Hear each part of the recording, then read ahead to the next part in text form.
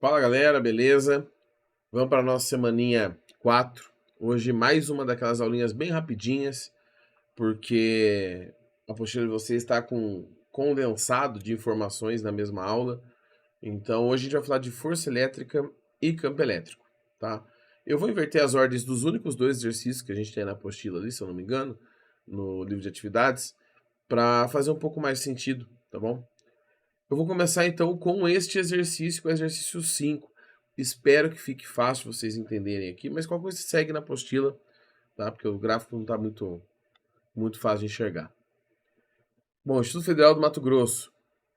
A lei de Coulomb descreve a interação entre cargas elétricas. Vamos lá. Lei de Coulomb. Força elétrica igual a uma constante, carga 1, carga 2, dividido por d ao quadrado, que é a distância entre as cargas. Você pode chamar a distância de R, entendeu? O K, esse K aqui, na verdade, ele é 1 sobre 4π ε0, né? Ele é uma aproximação dessa constante aqui, desse valor constante, então a gente usa 9, 10 a nona. E essa é a lei de Coulomb, né? Ela foi baseada na gravitação newtoniana, né? O Coulomb usou como base, mas essa é a lei de Coulomb. Toda carga elétrica não nula possui um campo elétrico que preenche todo o espaço ao redor. E quando uma outra carga elétrica, designada carga de prova, está imersa no campo elétrico da carga originária, sofre uma força de atração, uma força de repulsão, dependendo dos sinais. Na expressão matemática da lei de Coulomb, a força é proporcional ao valor das cargas elétricas e inversamente ao quadrado da distância. Então aqui, ó, o exercício ele está falando para a gente, não sei se vai cortar a parte do texto, mas ele está falando para a gente como que é a lei de Coulomb, certo? Então a gente, se não souber essa equação, está escrita aqui, só não fala da constante. Qual a formação que descreve o gráfico força pela distância? Eu já vou aproveitar esse aqui para falar do campo, porque ele fala que se eu tenho duas cargas, existe um campo entre elas. A gente sabe que, por definição, os sinais das cargas são positivo e negativo, e também por definição nossa, o campo sai do positivo e vai para o negativo. Cargas negativas recebem esse campo e cargas positivas, as linhas de campo saem, tá? O que acontece se colocar uma carga aqui no meio, por exemplo, uma carga positiva? A carga positiva vai ser repelida pela positiva, atraída pela negativa, ela se moverá nessa direção, a favor do campo. Se for uma carga negativa, ela se moverá contrária ao campo, tá? Então, a força e o campo, gente, são complementares. Você pode trabalhar um sistema inteiro sem falar nada de campo elétrico. Ou você pode usar o campo para facilitar a análise da força, que é o que a gente acaba fazendo. Beleza? Então, a parte matemática do campo, a gente calcularia assim, ó. Tá? O campo elétrico é a constante K, a carga geradora desse campo sobre a distância ao quadrado. Então a fórmula ela é muito parecida com a fórmula de Coulomb, essa aqui. A diferença é que aqui você tem uma carga geradora, a carga que você está pensando que gera o campo e a outra sofre ação. Então, por exemplo, se a carga positiva é a carga que está aqui, a carga que vai sofrer ação, que seria a carga da força elétrica, seria uma dessas outras duas aqui, dependendo do caso. Tá bom? Bom, vamos lá. Sobre o gráfico. O importante desse gráfico, gente, é o seguinte. Essa equação está dividida por d ao quadrado. Se ela está dividida por d ao quadrado, isso aqui não pode ser uma reta de jeito nenhum, tá? E nem ter trechos retos. Então, a d eu descarto, a e eu descarto e a c eu descarto. Agora, como que eu vou separar entre a e b? Tá? Espero que vocês estejam acompanhando pela apostila aí, porque eu não sei, de novo, se esse gráfico está fácil de enxergar. O d está ao quadrado. O que acontece se eu triplicar a distância, por exemplo?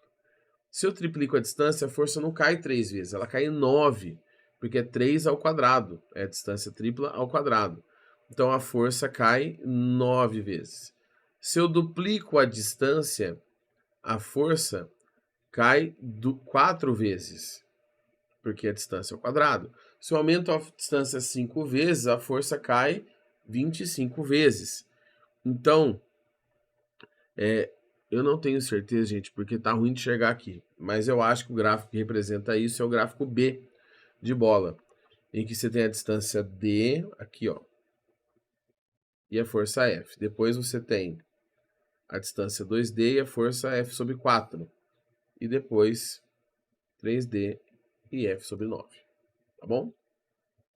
Então, é bem comum esse tipo de questão sobre o gráfico da força elétrica. Na verdade, sempre que tem um D ao quadrado, alguma coisa ao quadrado na equação, eles vão perguntar sobre esse termo especificamente. E o exercício saideira, né, são só 2 aqui mesmo hoje, da FAMERP. Nas ciências, muitas vezes, se inicia o estudo de um problema fazendo uma aproximação simplificada.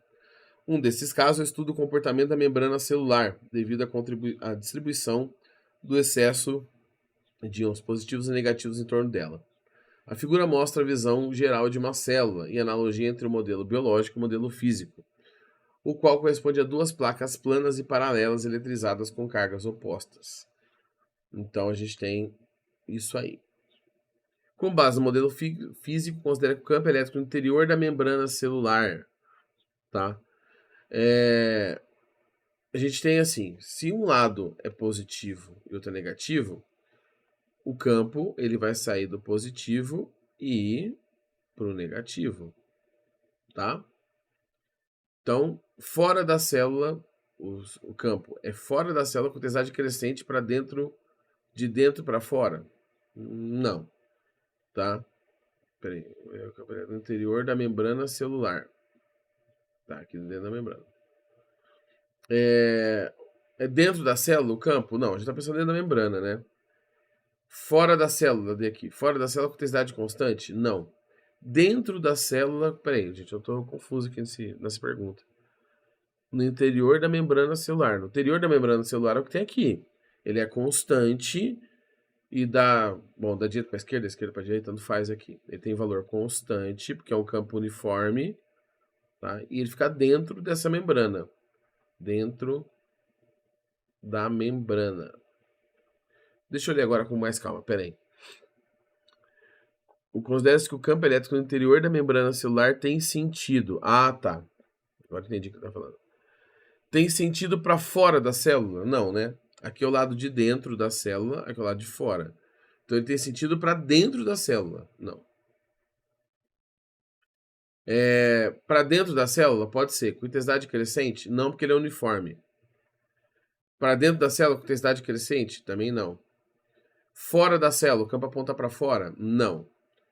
Ele aponta para dentro da célula, tá? Que seria aqui assim, né? Com intensidade constante, porque é um campo uniforme. Agora eu entendi, certo? É isso, gente. São as duas questões para hoje. Qualquer dúvida, vocês me procurem. A atividadezinha tá lá no Class, bem tranquilinho para fazer. E é isso. Até semana que vem. Tchau, tchau.